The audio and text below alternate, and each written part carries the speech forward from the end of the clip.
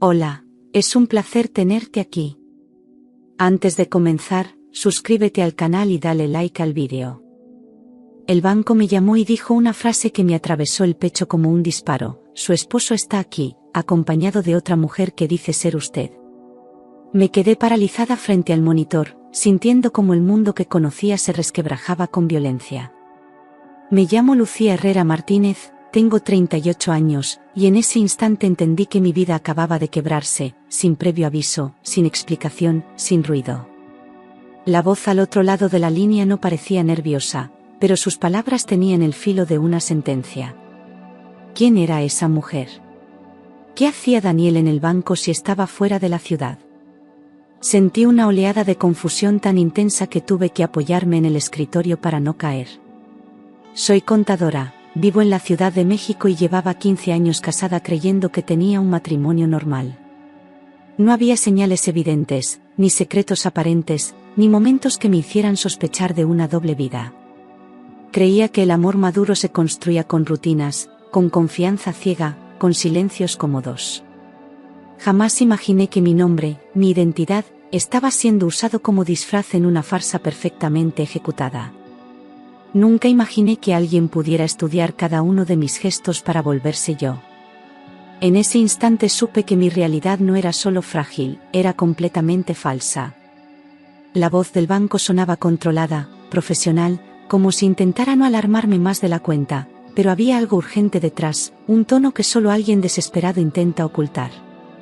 No era una llamada de verificación cualquiera, no me pedían confirmar datos ni autorizar movimientos menores. Era una alerta disfrazada de protocolo, una forma educada de decirme que algo muy grave estaba pasando en tiempo real. Escuché cómo mi interlocutor respiraba hondo antes de hablar, como si eligiera cuidadosamente cada palabra. En el fondo, su calma solo me confirmó que el peligro era real. Y que cada segundo que pasara, contaba. Me dijeron que mi esposo estaba realizando un trámite delicado, de esos que requieren autorización presencial, acompañado de una mujer idéntica a mí en apariencia, voz y documentos. El detalle no estaba en el acto en sí, sino en la perfección con la que esa mujer decía ser yo. No era una ladrona improvisada ni alguien nerviosa intentando engañar al sistema. Era una copia meticulosamente trabajada, segura de su rol, cómoda en mi piel.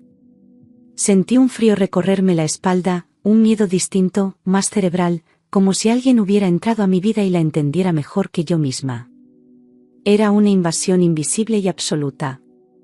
Respondí con toda la seguridad que pude reunir que eso era imposible, porque Daniel, mi esposo, estaba de viaje de negocios en Monterrey. Yo misma lo había llevado al aeropuerto 2 días antes, había visto cómo cruzaba seguridad, cómo se despedía sin apuro. Recordé su beso en la mejilla, su maleta negra, el boleto de avión que me mostró como prueba. No había motivo para dudar de su viaje, de su agenda ni de sus intenciones.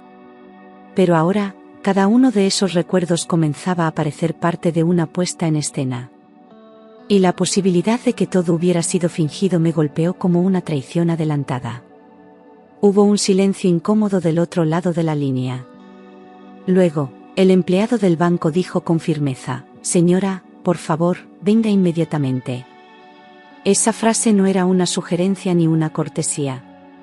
Era una orden disfrazada de urgencia, una señal clara de que el tiempo se estaba agotando. No me dieron detalles, no me explicaron más, solo repitieron la dirección y confirmaron mi nombre una vez más. Sentí que todo lo que conocía se movía debajo de mis pies. Era como si alguien hubiera abierto una puerta sin avisar, y del otro lado solo hubiera una versión distorsionada de mi vida. Colgué sin poder pensar con claridad. Mis manos temblaban mientras tomaba las llaves y el bolso, tratando de mantener un mínimo control sobre mi cuerpo. Cada movimiento me parecía torpe, como si no supiera cómo actuar en mi propia casa. Intentaba convencerme de que todo tenía una explicación lógica, que era un malentendido o un error tecnológico. Pero algo en mí sabía que no lo era, que esta situación tenía raíces más profundas. Subí al coche sin recordar cómo, con la respiración entrecortada y el corazón fuera de ritmo. Y así empezó el trayecto más largo y angustiante de mi vida. Durante el camino al banco, mi mente buscó excusas desesperadas, un error administrativo, una coincidencia absurda, alguien usando mi nombre sin intención directa de dañarme. Pero cuanto más pensaba, más me alejaba de la lógica. Nada encajaba del todo, ningún escenario era coherente con lo que estaba ocurriendo. ¿Quién tendría acceso a mis datos, a mi forma de hablar, a mi rostro? ¿Cómo es que mi esposo estaba allí, en la ciudad, cuando debería estar en otro estado? Las preguntas se apilaban en mi cabeza como ladrillos imposibles de sostener. Y por primera vez, sentí verdadero miedo. Al llegar al banco, lo vi de espaldas. Daniel, tranquilo, con su postura confiada de siempre, como si no estuviera haciendo nada fuera de lugar. Su voz sonaba clara, segura, mientras explicaba algo al empleado. Esa imagen serena fue más aterradora que cualquier grito, que cualquier confrontación directa. No tenía la cara de un hombre atrapado, sino la de alguien que cree tener todo bajo control. Quise gritar su nombre, correr hacia él, pero algo me detuvo. Había una energía oscura en esa escena, una sensación de que yo era la intrusa. Y eso me desgarró por dentro. A su lado, sentada con postura firme, estaba una mujer que al levantar el rostro me dejó sin aire. Era yo, o al menos una versión cuidadosamente construida de mí misma. No era un disfraz exagerado ni una copia torpe. Era una reproducción detallada, elegante, precisa. Su expresión no era forzada, no fingía incomodidad ni temor. Me miró como si supiera exactamente lo que estaba haciendo, como si fuera ella quien tuviera derecho a estar ahí. Y en ese cruce de miradas, entendí que había entrado a un terreno sin reglas. Tenía mi corte de cabello, mi maquillaje discreto, incluso mis gestos al acomodarse el bolso eran exactos. Su ropa reflejaba mi estilo sin errores, como si hubiera estudiado cada una de mis elecciones con dedicación. No parecía una impostora nerviosa, sino alguien segura de su papel, cómoda con mi identidad. Se movía con naturalidad, con esa calma que uno solo tiene cuando cree tener la situación ganada. Por un segundo dudé de mí misma, como si al verla, yo fuera la copia. Y esa sensación fue lo más perturbador de todo. No reaccioné de inmediato. Algo dentro de mí, más fuerte que el miedo, me pidió silencio. Era una sensación clara de que un movimiento en falso podía arruinar cualquier oportunidad de entender lo que estaba ocurriendo. Observé cada gesto, cada palabra, como si fuera una espectadora de mi propia vida, consciente de que en esa escena no podía dejarme llevar por la rabia. La impostora se desenvolvía con soltura, y Daniel no mostraba señales de tensión. Yo debía mantenerme en pie. Porque si me quebraba, ellos ganaban. Escuché cómo decía mi nombre completo, mi fecha de nacimiento, mi número de identificación, mi firma electrónica. No dudaba ni un segundo, sus respuestas eran precisas, como si hubiera ensayado cada una durante meses. Cada dato correcto era un golpe directo a mi realidad, una confirmación de que esto no era un error ni una broma cruel. Era un acto premeditado, sostenido con una preparación quirúrgica. Quise interrumpir, gritar que ella mentía, pero me contuve.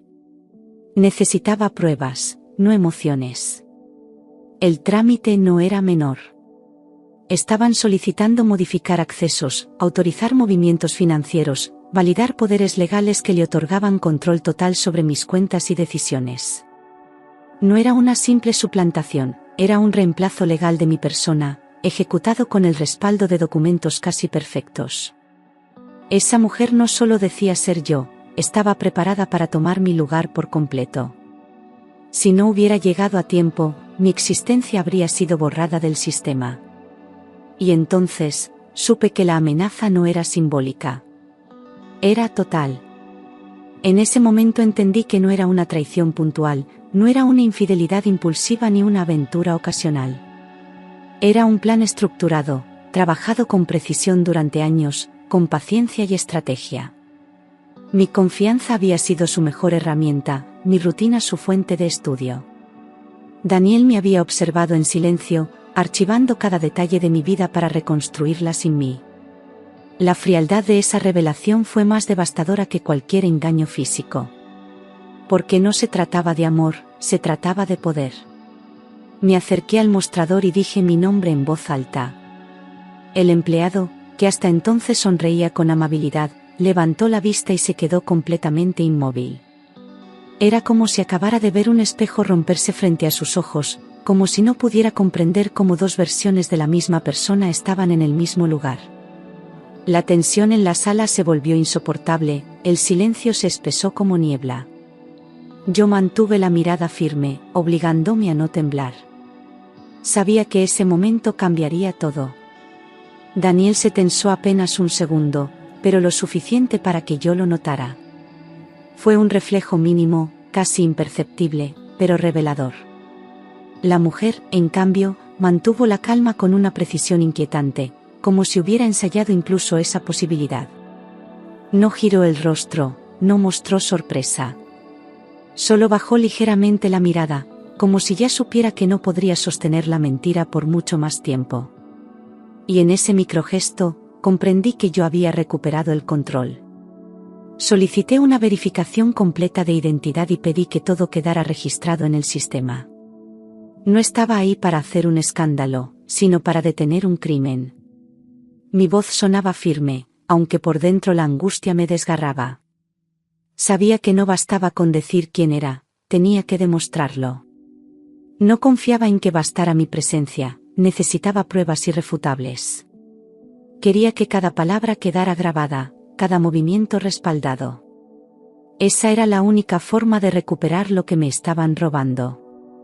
Presenté mi identificación original, las claves de seguridad privadas, los datos bancarios que solo yo conocía. Hablé de transacciones pasadas, contratos antiguos, beneficios exclusivos que jamás podrían falsificar. Cada documento era un golpe directo contra la impostora, una defensa de mi historia. Mientras hablaba, sentía que cada palabra me reconstruía, que mi identidad volvía a tomar forma ante los ojos de los demás. No era solo una batalla legal. Era una batalla por existir. La impostora respondió con fluidez al inicio, pero hubo un momento en que tropezó. Le preguntaron sobre un tratamiento médico que figuraba en mi historial y dio una respuesta incorrecta, sin saber que era un procedimiento que había rechazado por convicciones personales. Fue un detalle mínimo, casi invisible, pero determinante. En esa falla, todo el montaje empezó a agrietarse. Y el banco, finalmente, vio lo que yo ya sabía: ella no era yo. El banco activó el protocolo de posible suplantación de identidad y bloqueó de inmediato cualquier operación en curso. Dos empleados se acercaron discretamente, uno a Daniel y otro a la mujer, separándolos sin explicaciones. La atmósfera cambió por completo, el tono amable se volvió técnico, preciso, implacable.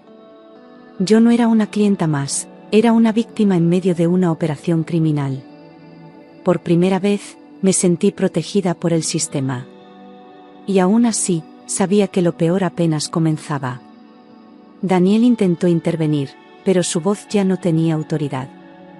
Quiso explicar, justificar, calmar la situación como siempre lo hacía, con esa seguridad que antes me convencía y ahora me resultaba vacía.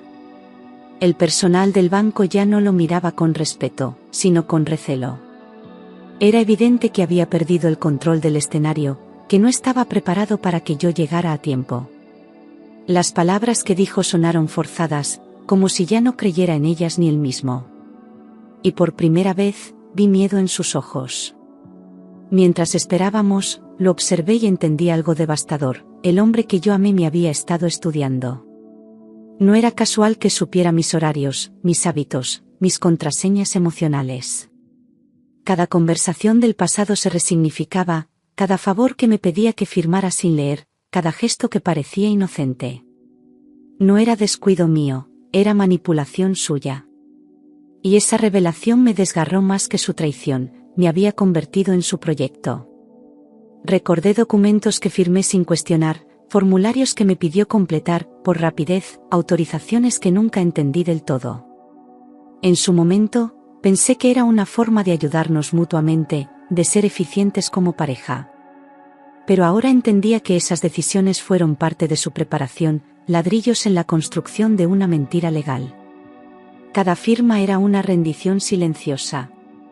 Y yo, sin saberlo, le di las herramientas para destruirme. Pidieron revisar poderes notariales anteriores y aparecieron firmas mías que reconocía, pero que jamás recordé haber comprendido del todo. Eran hojas llenas de tecnicismos que había firmado confiando ciegamente.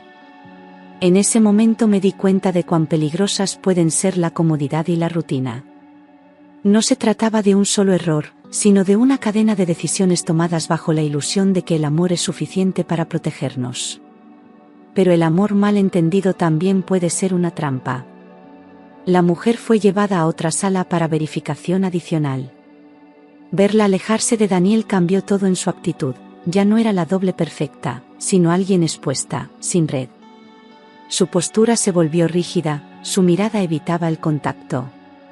Como si sin él a su lado, ya no supiera cómo actuar.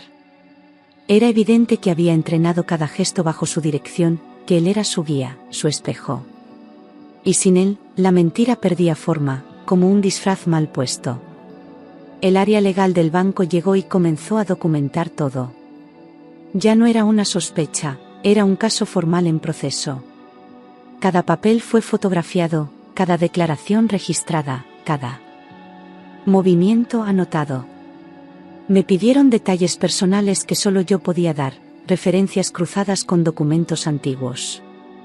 Sentí que estaba reconstruyendo mi existencia frente a una institución que finalmente me veía. No como esposa, no como clienta. Como víctima y como persona. Los documentos de la impostora resultaron ser falsificaciones sofisticadas, lo suficientemente bien hechas para engañar sistemas automatizados, pero no a ojos atentos. Había errores pequeños en fechas, inconsistencias en microdetalles que solo alguien con verdadera conexión a mi historia podía notar. Ella había memorizado, no vivido. Y esa era la diferencia que terminó por derrumbar su fachada. Su cara lo decía todo, ya no estaba interpretando, estaba siendo descubierta. Daniel fue confrontado con la evidencia y guardó silencio. No negó nada, no intentó mentir más. Solo bajó la mirada, como si por fin entendiera que ya no tenía escapatoria. Su silencio fue más brutal que una confesión, porque estaba lleno de culpa, de derrota, de conciencia. La persona que había sido mi compañero durante años, ahora era un extraño mudo ante la verdad. Y ese vacío entre nosotros se volvió irreversible. Sentí rabia, dolor y humillación, pero también una lucidez nueva. Por primera vez, dejé de sentirme víctima y empecé a pensar como estratega. Sabía que tenía que moverme rápido, que no bastaba con indignarse. Había que actuar con precisión, sin espacio para el miedo. Me limpié las lágrimas en silencio y me juré a mí misma que esto no acabaría ahí. Ya no era una mujer traicionada. Era una mujer decidida a recuperar su lugar. Solicité asesoría legal inmediata y levanté un acta por fraude y suplantación de identidad sin titubear. El abogado del banco me acompañó en cada paso, mientras tomaban copias de todos los documentos relevantes. No iba a permitir que todo quedara en una advertencia informal.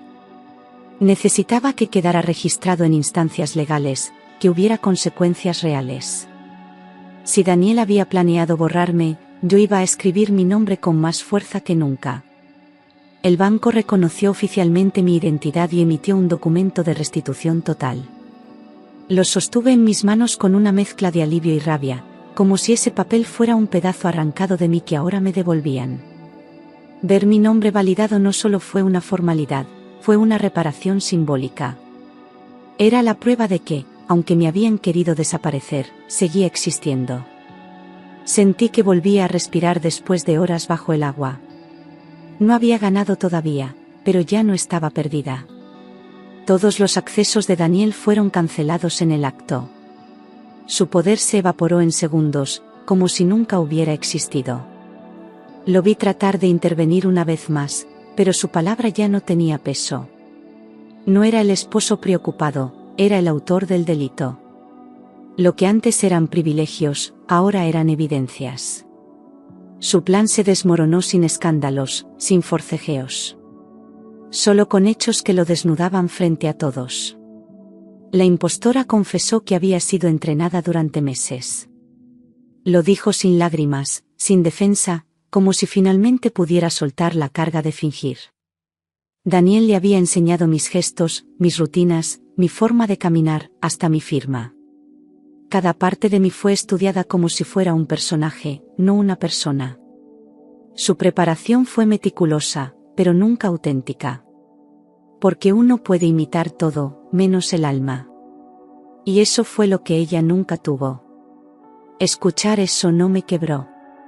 Me confirmó que mi intuición nunca estuvo equivocada, solo fue silenciada por la rutina. No estaba loca, no era paranoica. Había señales, había vacíos, había miradas que no coincidían con las palabras. Pero yo elegí confiar, elegí creer que el amor era suficiente. Ahora entendía que, a veces, la confianza no se pierde. Se roba. Y eso fue exactamente lo que él hizo conmigo. La policía fue notificada y se inició un proceso penal. Vinieron oficiales, tomaron declaraciones, recopilaron pruebas. Todo avanzaba con una rapidez que me asustaba, pero también me protegía. Daniel fue citado, su rostro perdió el color al firmar el documento de notificación. La impostora fue escoltada sin resistencia. Ya no había máscaras ni excusas. Solo consecuencias. Salí del banco sola, con las piernas temblando y el corazón golpeando fuerte. Pero con una certeza nueva, más fuerte que el miedo, había llegado a tiempo. Si me hubiera demorado una hora, quizás ya no habría tenido forma de recuperar mi vida. Me senté en el coche y respiré hondo, dejando que el silencio me envolviera. No era alivio todavía, era solo el principio de un nuevo peso. Pero estaba viva. Y estaba de vuelta. Esa noche revisé cada documento de mi vida. Carpetas, correos, cuentas, contratos, todo lo que alguna vez dejé en manos de Daniel. Entendí que delegar mi identidad fue mi mayor error. Nadie debería firmar a ciegas por amor, nadie debería confiar tanto como para desaparecer. Cada archivo era una cicatriz, una prueba de cómo había cedido espacio hasta no reconocerme. Lloré, sí, pero no por él. Lloré por mí. Descubrí intentos previos de movimientos bancarios detenidos por detalles mínimos. Eran avisos que nunca vi, señales que pasé por alto. Algunos correos estaban en la papelera, otras alertas fueron marcadas como leídas sin que yo supiera. Daniel había probado antes, tanteado el terreno. No era la primera vez que intentaban borrarme. Solo que ahora, por fin, me di cuenta. El plan no incluía violencia visible porque no la necesitaba. No había golpes ni amenazas, solo firmas y silencios. Querían borrarme con educación, con legalidad aparente, con sonrisas. Y esa fue la revelación más dura. La desaparición moderna no siempre deja marcas en el cuerpo, deja huecos en los registros. Cambié contraseñas, firmas, hábitos y rutinas. Comencé a blindar cada rincón de mi vida con un rigor que jamás pensé tener. Recuperar mi vida no era cuestión de fuerza, sino de precisión. No podía dar un solo paso sin control, sin saber exactamente lo que firmaba, lo que autorizaba, lo que decidía. Me convertí en mi propia defensora. Porque entendí que, esta vez, nadie más iba a protegerme.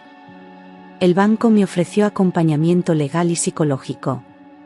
Acepté ambos sin vergüenza, porque por primera vez entendía que pedir ayuda no era debilidad, era estrategia. La abogada que me asignaron era firme, directa, y la psicóloga me miró como alguien que sabía que yo había sobrevivido a algo más profundo que una traición. Hablar de lo que viví fue como abrir una compuerta que llevaba años cerrada. No solo por lo que pasó en el banco, sino por todo lo que había callado antes. Y supe que sanar no iba a ser rápido, pero ya había comenzado. Por primera vez hablé del tema con claridad. Nombrar el abuso fue parte de romperlo, darle forma con palabras le quitaba el poder que tuvo en silencio. Dije, me suplantaron, me estudiaron, me manipularon, sin miedo a sonar exagerada. Era la verdad. Conté cómo firmé papeles por amor, como ignoré señales por costumbre, como vivía anestesiada en una relación que ahora parecía un proyecto de control. Y al decirlo en voz alta, entendí que no había exagerado nada.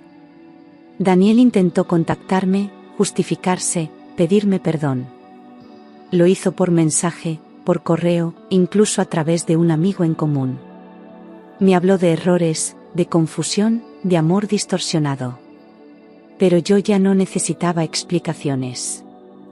Las palabras ya no podían reconstruir lo que él había destruido con hechos. No necesitaba verlo derrumbado. Solo quería que desapareciera de mi realidad, como él intentó borrarme de la suya. Inicié el proceso de separación con una frialdad que nunca pensé tener. No hubo lágrimas, no hubo súplicas. Solo fechas, firmas, y una determinación que me sorprendió. El amor ya no gobernaba mis decisiones. La dignidad sí. Cada paso era una recuperación de mi autonomía, un corte limpio con una historia que dejó de ser mía desde hace mucho. No miré atrás. No esta vez. Hubo una noche en que dudé si continuar, si enfrentar todo el escándalo o desaparecer. El miedo casi me ganó, la idea de empezar de cero me paralizó. Pensé en mudarme, en cambiar mi nombre, en huir del peso de ser la mujer que casi fue borrada. Pero algo me detuvo, una imagen mía firme frente al mostrador del banco, reclamando mi identidad. Esa mujer merecía justicia, no silencio. Pero al mirarme al espejo entendí que retroceder era permitir que me borraran. Esa duda duró minutos, no decisiones. Mi reflejo no era perfecto, pero era mío. Y por primera vez en mucho tiempo, sentí respeto por la mujer que me devolvía la mirada. No era la misma que había confiado ciegamente, ni la que temblaba en el coche camino al banco. Era una versión más fuerte. Más despierta. La impostora enfrentó cargos y dejó de mirarme como un reflejo. Ya no me copiaba los gestos, ya no repetía mis respuestas. Sin mi identidad, no era nadie. Y aunque eso me generó una compasión silenciosa, también fue un cierre necesario. Ella eligió prestarse a un juego sucio, aunque no fue la autora del plan. Y como adulta, debía asumir las consecuencias de haberse puesto mi rostro sin derecho. Daniel perdió acceso a cuentas, contactos y credibilidad. Su nombre comenzó a mancharse en el entorno profesional, donde antes era admirado por su eficiencia y carisma. Los rumores circularon, las preguntas empezaron a llegar. Su silencio empezó a costarle caro. No me alegré por su caída, pero tampoco la lamenté. Era el eco inevitable de sus propias decisiones. La verdad, al final, siempre encuentra su forma de hablar. Aprendí que amar no es desaparecer ni confiar es entregar el control. Durante años confundí comodidad con seguridad y rutina con protección. Firmar sin entender, decidir por costumbre y delegar por amor no es cuidado, es renuncia. Hoy cada decisión es consciente, cada firma es leída, y cada paso es mío. Esa claridad no llegó con dolor, llegó con conciencia. Y una vez que se aprende, no se pierde jamás. Mi nombre volvió a ser mío, no solo en documentos o registros, sino en la forma en que me sentía al pronunciarlo. Recuperar mi identidad fue más que una corrección legal, fue una reconstrucción interna. Ya no dudaba ni temblaba cuando otros lo decían. Lucía Herrera Martínez volvió a existir completa, sin sombras, sin copias y sin miedo de ser borrada otra vez. Entendí que la identidad no es un papel, es una historia que nadie puede robar si tú la defiendes. Mi forma de hablar, mi forma de escribir, mis decisiones, mis errores, todo eso era parte de mí. Nadie podía replicarlo completamente porque no lo habían vivido. Pueden copiar una firma, pero no el peso que lleva detrás. La identidad no está solo en lo que haces, sino en por qué lo haces. Y eso, aprendí, es irreemplazable. Decidí contar mi experiencia a personas cercanas. No con vergüenza, sino con claridad. No era una historia de lástima, sino de advertencia. En cada conversación encontraba ojos asombrados, preguntas incómodas, silencios largos. Pero también encontré apoyo, comprensión y, en algunos casos, confesiones. Había otras como yo, que no lo sabían aún. Y hablarlo fue parte de no volver a callarme nunca más. El dolor no desapareció, pero dejó de dominarme. Ya no me definía el miedo, ni el pasado, ni la traición. Era un recuerdo, sí, pero no una cárcel. Algunas noches aún despertaba con ansiedad, con esa imagen de mi esposo al lado de una mujer que decía ser yo. Pero en lugar de destruirme, usaba ese dolor para fortalecerme. Porque ya no vivía desde la herida, sino desde la decisión. Acepté que perdí un matrimonio, pero no perdí mi voz ni mi lugar. Lo entendí no como un final, sino como un corte necesario.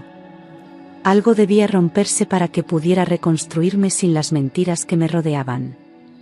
Daniel ya no era mi esposo, ni mi referente, ni mi sombra. Era alguien que quedó atrás en mi historia. Y yo, por fin, era la protagonista de la mía. Mi historia empezó a circular en mi entorno profesional como advertencia, no como vergüenza. Algunos me miraban con sorpresa, otros con respeto, y unos pocos con incomodidad. Pero no me importaba. Si mi experiencia podía evitar que otra mujer fuera borrada, entonces tenía sentido haberlo vivido. Ya no era una contadora más. Era una mujer que había vuelto desde el vacío. Algunos colegas se sorprendieron, otros confesaron haber vivido señales similares. No estaba sola. Escuché historias de control, de manipulaciones, de pequeñas cesiones que se acumulaban hasta volverse jaulas. Lo que me pasó a mí no era único, solo fue llevado al extremo. Y eso me dio más fuerza. Porque ahora sabía que había una red silenciosa de mujeres despertando a su propia voz. Comprendí que muchas mujeres son borradas sin darse cuenta, poco a poco, con papeles y sonrisas. No siempre hay violencia visible, ni gritos, ni golpes. A veces, el control se disfraza de amor, y la desaparición comienza con un «yo me encargo». Pero cada vez que alguien firma sin entender, o cede por costumbre, algo se apaga. Y si nadie lo nombra, se repite. Por eso hablar era tan necesario. Yo no me salvé gritando, me salvé observando y pensando. No fue una explosión de fuerza, fue una acumulación de pequeños actos de conciencia. Ver, dudar, preguntar, llegar a tiempo. No fui una heroína perfecta. Fui una mujer atenta. Y esa atención fue mi escudo. Porque a veces la salvación no llega con ruido, sino con claridad. Y esa claridad me salvó. Lo más aterrador no fue descubrir la infidelidad, sino entender que yo no era una esposa para Daniel, sino un archivo. Algo que se podía copiar, reemplazar y archivar. Mi valor no estaba en lo que sentía, sino en lo que podía autorizar. Y cuando comprendí eso, el amor dejó de ser una excusa y se volvió una evidencia en su contra. Hoy no vivo con miedo, pero sí con conciencia. Aprendí que la tranquilidad no viene de confiar ciegamente, sino de saber exactamente dónde estás parada. No perdí la capacidad de amar, pero recuperé la capacidad de decidir. Y esa diferencia lo cambió todo.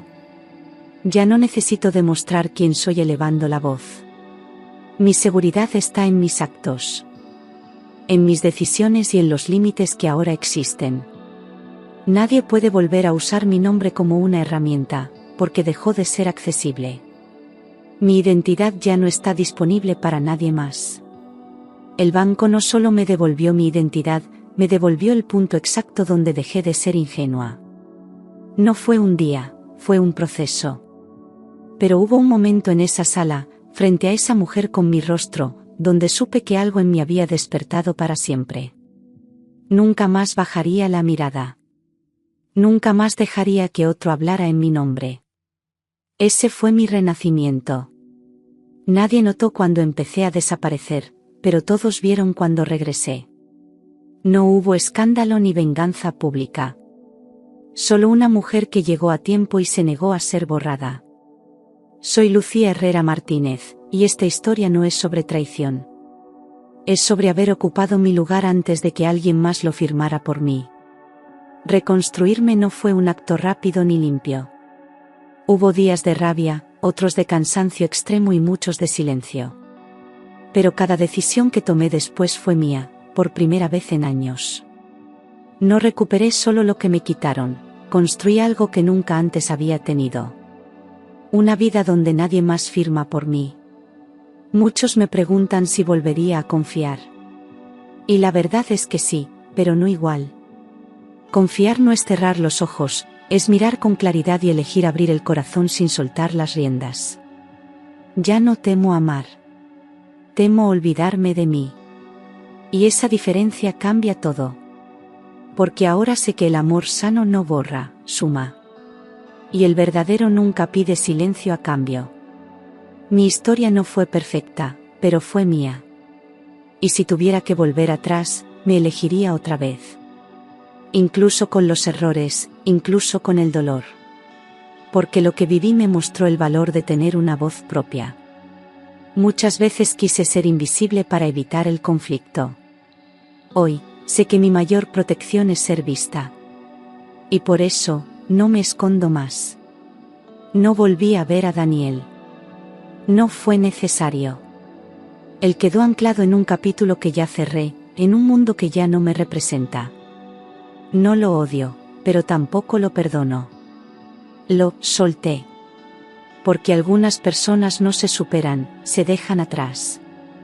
Y ese acto, el de no mirar hacia donde ya no hay nada, fue mi mayor libertad. Ahora me levanto cada día con un propósito, que nadie viva lo que viví sin saber que puede salir. Si mi historia puede ser una advertencia, que lo sea. Si puede ser una inspiración, mejor aún. Pero sobre todo, que sea una prueba de que incluso cuando te quieren borrar, tú puedes volver a escribirte. Y hacerlo con más fuerza que nunca. Nunca. Nunca. Nunca. Nunca. Nunca. Nunca. Nunca. Nunca. Nunca. Nunca. Nunca. Nunca. Nunca. Nunca. Nunca. Nunca. Nunca. Nunca. Nunca.